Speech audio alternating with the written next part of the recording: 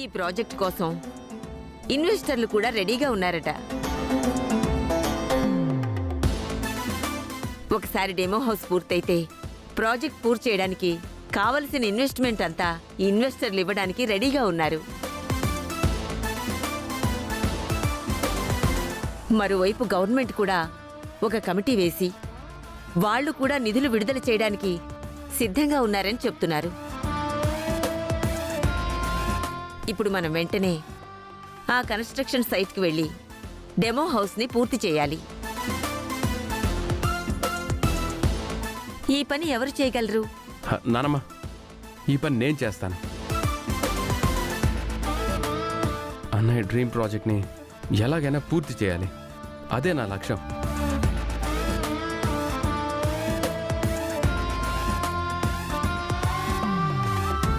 అనంత్ చేస్తానంటే నాకు ఎలాంటి అభ్యంతరం లేదు బామ్మా.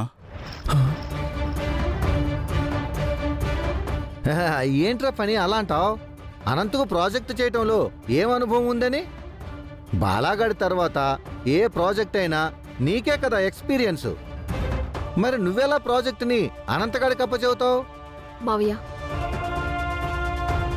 ఈయన కూడా ఫణితో సమానంగా బావగారి వెనకాల వెళ్లి కష్టపడ్డారు. ఆయనకు కూడా నాలెడ్జ్ ఉంది. లేకపోతే నేను చేస్తానని ఎందుకు ఒప్పుకుంటారు? మా పనిగాడికి అడ్డం పడ్డమే కదా వాడి నాలెడ్జ్. ఏంటి వాసుకి అలా మాట్లాడుతున్నావు?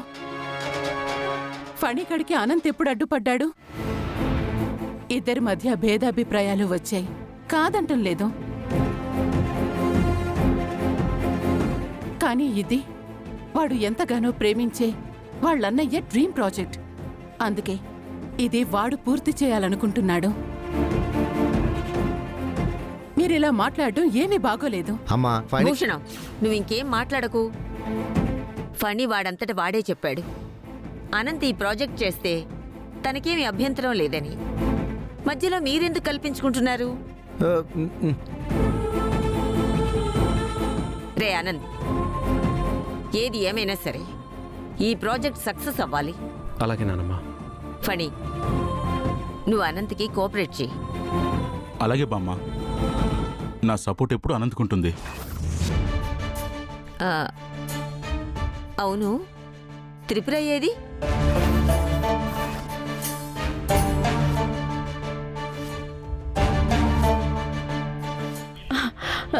ఇందాకే బామ్మ, తను రూమ్కెళ్ళి పడుకోవడం చూశాను. అప్పుడే పడుకుందా? అవునత్తయ్య గారు, చాలా నీరసంగా ఉందని చెప్పింది. ఏదైనా హెల్త్ బాగోలేక పడుకుందేమో.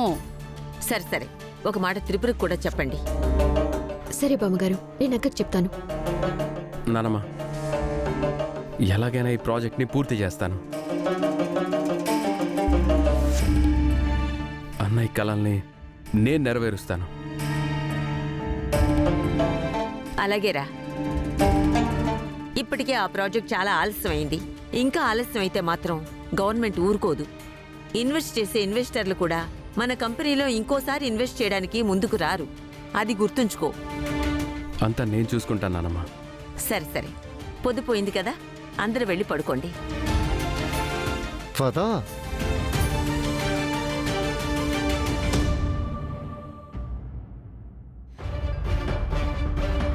ఏరా ఫణి, నీకు బుర్రగాని చెడిపోయిందా ఏంటి?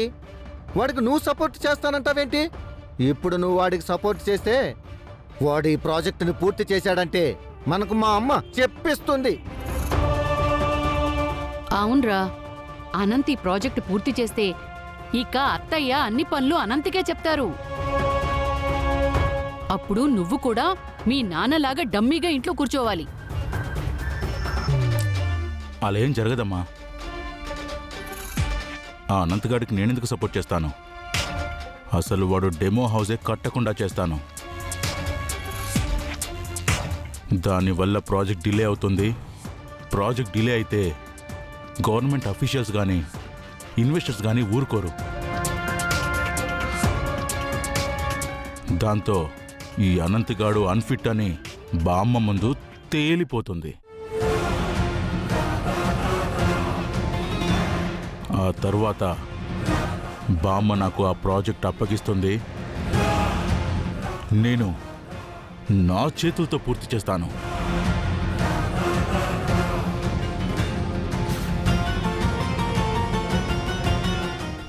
సత్య గురించి ఈరోజు ఎలాగైనా అనంతకు చెప్పేస్తాను. ఆ, ఇక ఈ ఆస్తులకి ఈ బిజినెస్లకి నేనే వారసున్నని బామ్మ నమ్మేలా చేస్తాను.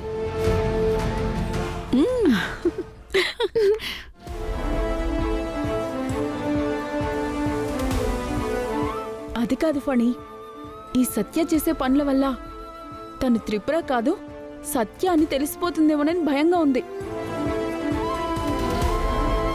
అవునరా, సత్యాన్ని మనమే తీసుకొచ్చామని కూడా తెలిసిపోతుందేమో.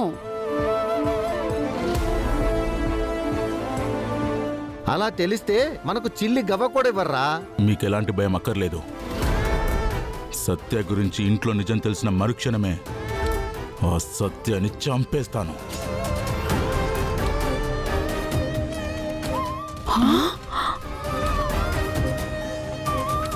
దాంతో మన గురించి ఎలాంటి నిజాలు బయటపడవు.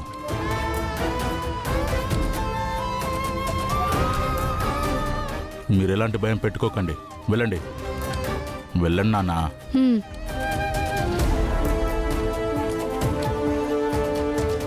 ఇప్పుడు నేను వెళ్ళి సత్య గురించి అనంతకు చెప్తే తను చంపేస్తారా? బాబోయ్, నేను సత్య గురించి ఎవరికి చెప్పను. సత్యకి ఏం కాకూడదు.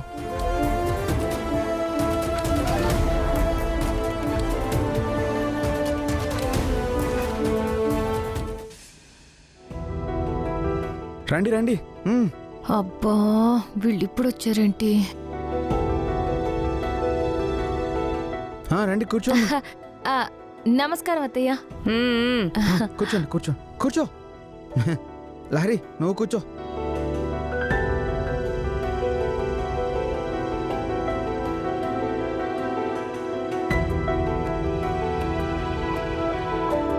బాగున్నారు అత్తయ్య గారు?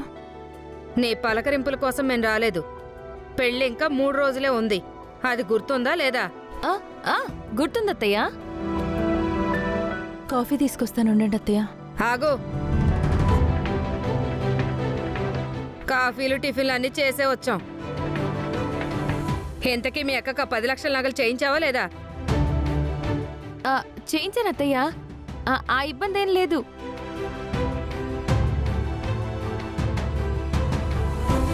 ఈ సత్యం మాటిస్తే మాట తప్పదు.